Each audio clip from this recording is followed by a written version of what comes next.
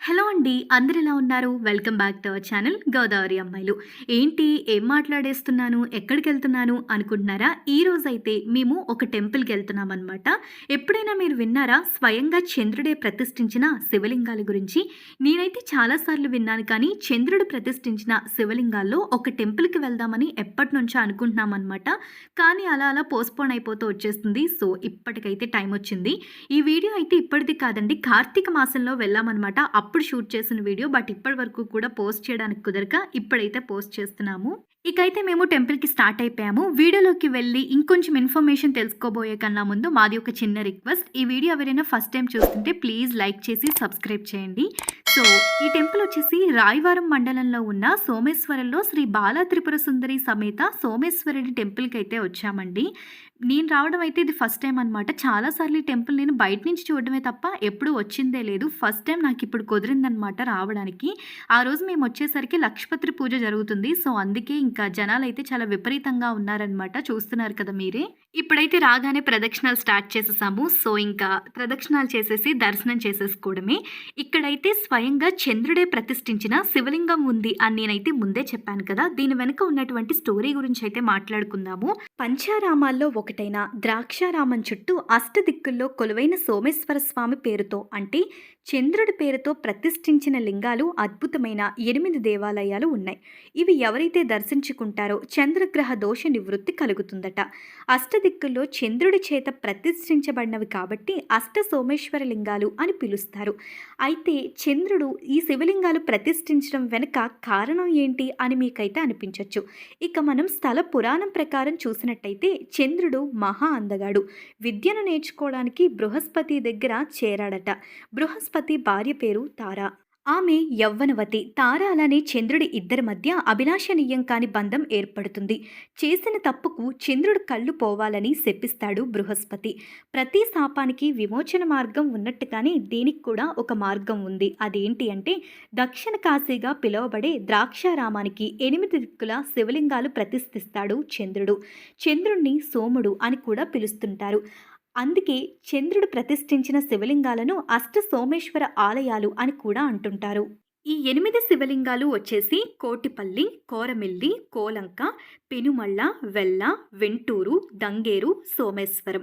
వీటిని అష్ట సోమేశ్వర క్షేత్రాలుగా పిలుస్తారు. ఇప్పుడైతే మనం సోమేశ్వరంలో ఉన్న ఆలయానికైతే వచ్చామండి.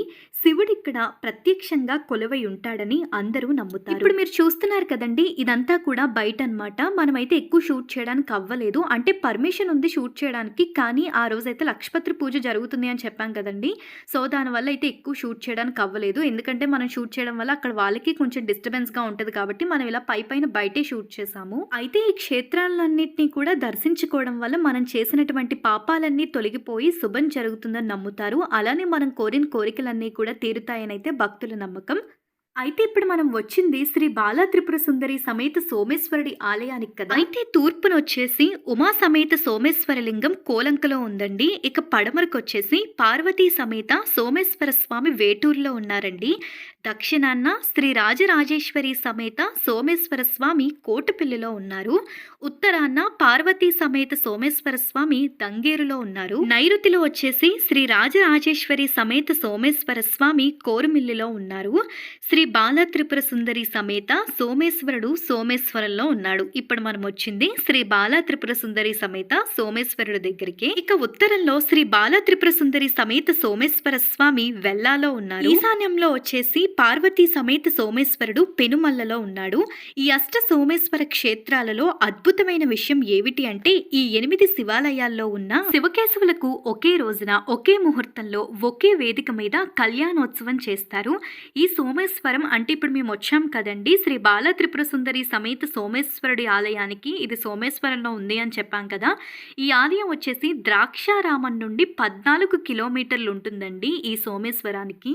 సో ఇది అండి హిస్టరీ అయితే. హిస్టరీ పెద్దేం లేదు కానీ, మనమైతే వచ్చేటప్పుడు బయటే మనకి ఈ శివలింగాలు 8 చోట్ల ఎక్కడెక్కడైతే ఉన్నాయో మనకి బయటైతే క్లియర్‌గా ఉంటదనమాట. నేను ఆల్రెడీ వీడియోలో మీకు ఫ్రంట్ అయితే చూపించాను కదా! సో అది అండి.